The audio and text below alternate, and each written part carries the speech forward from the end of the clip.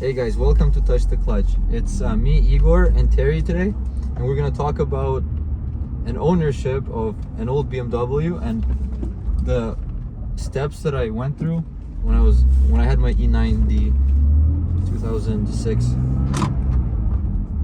2006 E90. Yeah, 2006 E90. So yeah, we created a script because there were so many things to remember. There's like no way I can remember that all. So I'll just name things and then you just tell me about them. I'll just say the heading. So obviously you fixed many things. Yeah. Cost you lots of money. You fixed the power steering pump. Yeah. So the power steering went when I went drifting to learn. So basically I locked out my steering wheel and I dumped the clutch, and then next thing I know, I have no power steering.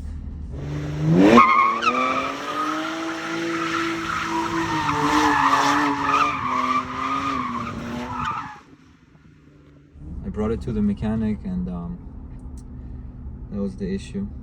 So this cost $766 Canadian To fix. That was one of the first fixes, yeah, right? it's around like $600 US. Yeah. Okay. So then AC compressor. The next thing was the AC compressor was it started making a noise, the engine bay, and I was like, I tried looking for it, and it looked like I remember, the AC. yeah. It was like ticking or something. Yeah, so it was pretty much the bearing of the AC compressor. The actual compressor was fine, but in Canada you can't get parts separate.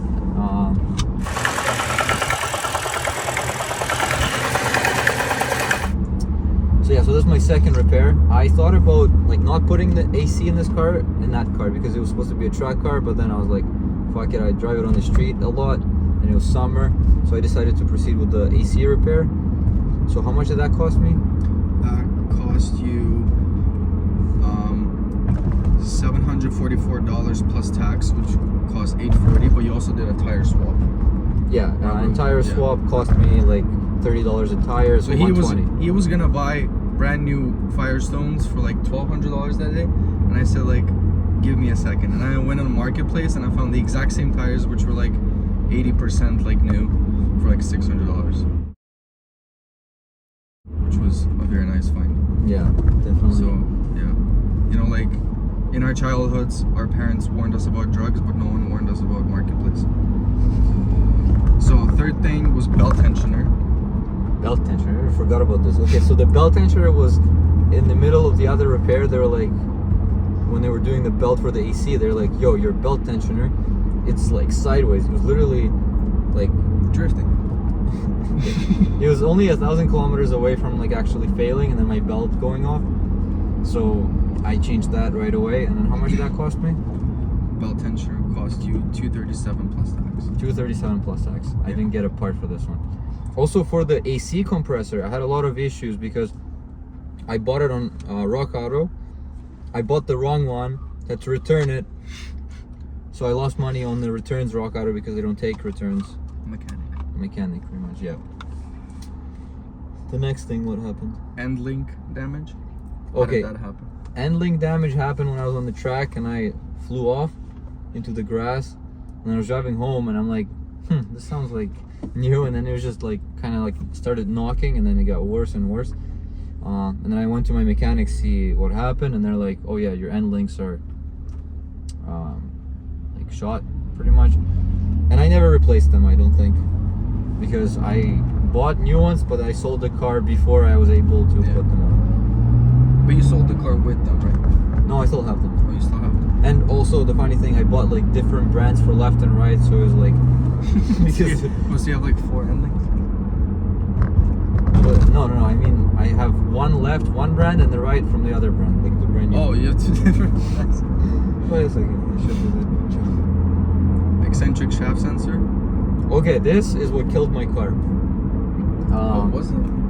Yeah. Well, this is after this, eccentric shaft sensor, I was not able to fix it ever back to proper running condition.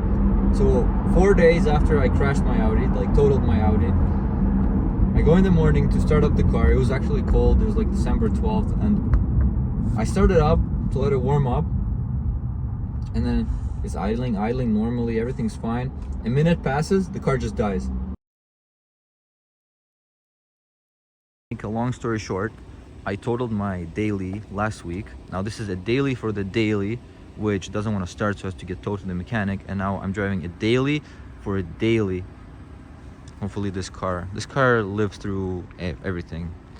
I have zero fear in this car, only confidence. I'm here in my Dodge Grand Caravan because I'm staying warm because my BMW decided not to start today.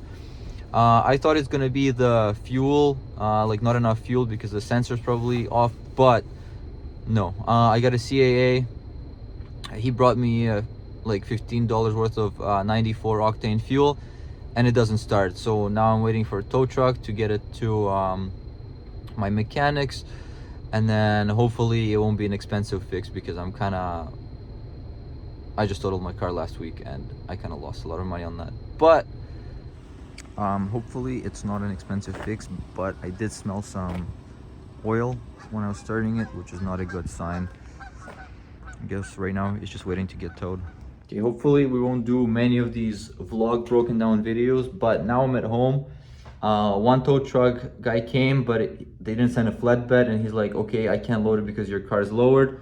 So now I'm just at home waiting for a flatbed.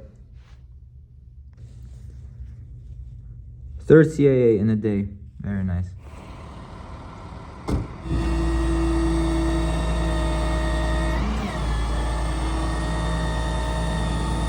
Looks good.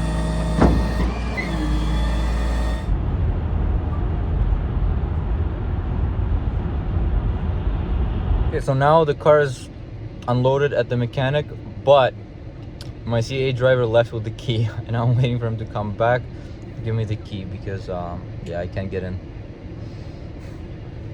The flatbed guy comes, loads my car, we take it to the mechanic, we leave it at the mechanic, and I realized the guy with the flatbed, he left with my key to the car and the shop and everything because I gave him the keys. But luckily I was able to reach him, and he came back and gave me the keys. So like I had a whole like long story with those CAA drivers, but at least they just put on one call. So this was the sensor. How much did it cost me the first time? First time, you got a quote of $14.25 plus tax, which is $16.10 with tax. And I think I paid it, no? I paid it. Yeah, I'm pretty sure you did. Because we changed the sensor. It was like this. They changed the sensor, but I said I'll get the part from Rock Auto. They're like, okay, no problem. Get the part from Rock Auto. I get the part from Rock Auto. They install it and they say, oh, it doesn't work. They're like, it's probably a faulty sensor. And I'm like so pissed with Rock Auto now. Like I'm trying to. So I was like, okay, I'll just return this one.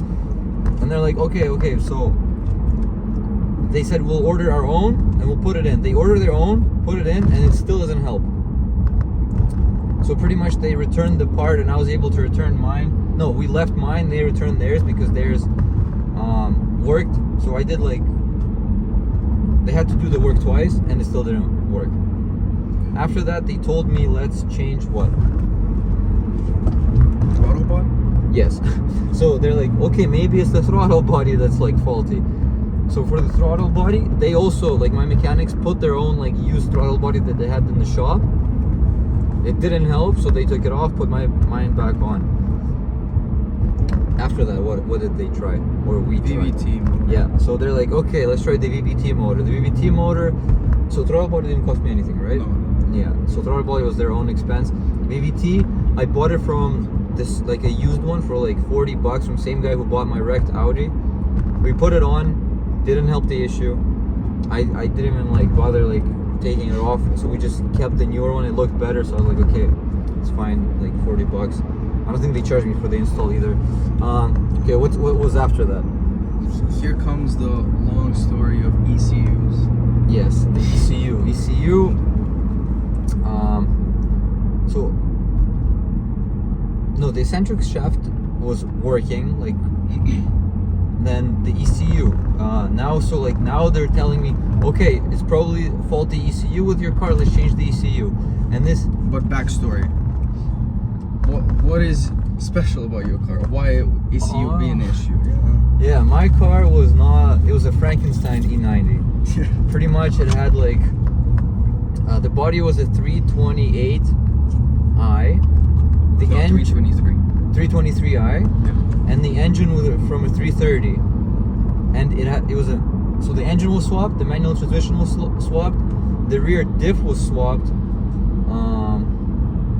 So yeah, so pretty much the whole car except for the suspension was swapped, and none of the parts like were from the same car, I think, because he told me like the engine under tray was from like a 1 series, the differential was like a 1 series, interior was also fully swapped from like the donor car, but the thing is, the engine was from a 2007 car and my body was 2006, and 2006 had like an I think it was like a wheel demobilizer, but 2007 didn't have it. So every time like we tried putting that ECU with the engine into the car, it wouldn't let the steering wheel drive, like turn, and my car was in limp mode for half the time. Like honestly, like I think if I said what happened, like I would just be guessing. So I'm just telling you what the consequences were. My car was in limp mode, and if it wasn't, then the wheel was immobilized. Something like this. Yeah. How much did that cost me? Because my mechanics said they tried reprogramming the ECU, they couldn't. So I was searching. I bought one ECU on Kijiji. Me and Terry drove far to pick it up. And then I also found the guy who swapped the car, and I bought the ECU from him, the old one that matched the engine. But my mechanics couldn't program it, so they sent me to an actual like tuning shop.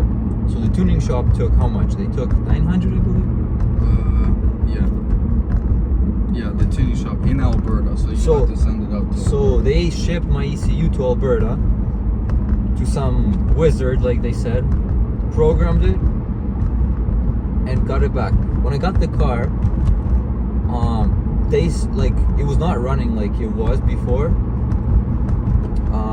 It was still like in limp mode, like it wasn't as fast as it was. So then turns out the MAF sensor was an incorrect MAF sensor for that engine. Yeah. So MAF sensor was a 323i, but you needed a 330. Yeah, 330 MAF, and for some reason, just for this year, they're very specific. Other years you can interchange them like left, right, up, Same down. with this car.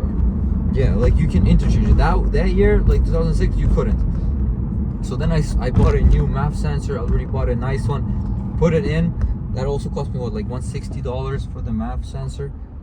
So MAF sensor cost you $200. $200, well, plus shipping, plus everything. Yeah.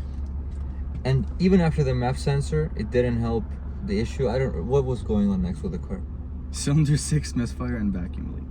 Yes. Okay, so now I put in the MAF sensor, and they're saying, oh, by the way, you have like a cylinder 6 misfire and a vacuum leak. And I'm like, I was already done with this like car, because no matter what I fix, a new issue arose. Like, Yeah.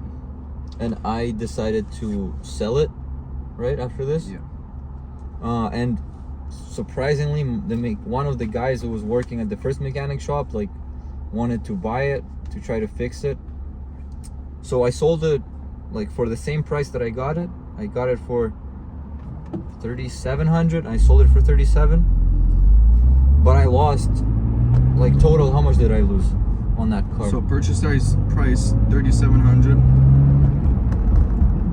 Then power steering pump, AC compressor, bell tensioner, end links, eccentric shaft sensor, a bunch of times. Well, at this throttle chart. body, yeah, throttle body, BVT motor, ECU issues, MAF sensor, cylinder 6 misfire. So you spent on upgrades, you spent $844, which was the tires and the strut bar for like yeah. $100. And then total repairs were $47.22. Yeah, so almost $5,000 in repairs, and like what, 9 months of owning the car.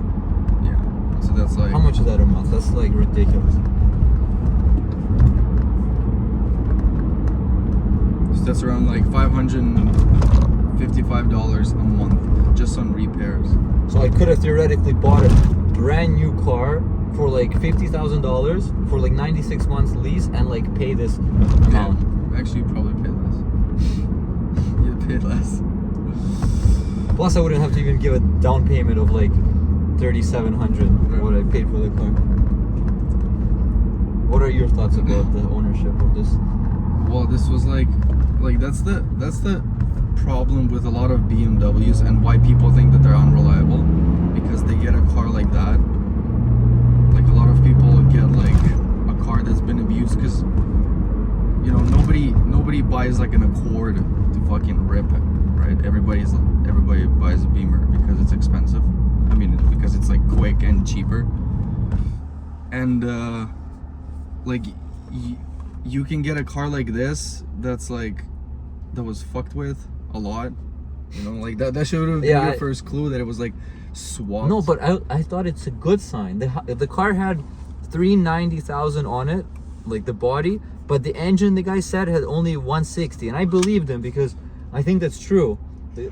So the phone overheated, so that's why we had to stop the video. But yeah, never buy a modified BMW, just get a stock one, so you know for sure that there hasn't been like any, you know, sketchy garage, like, you know, with my stepdad things.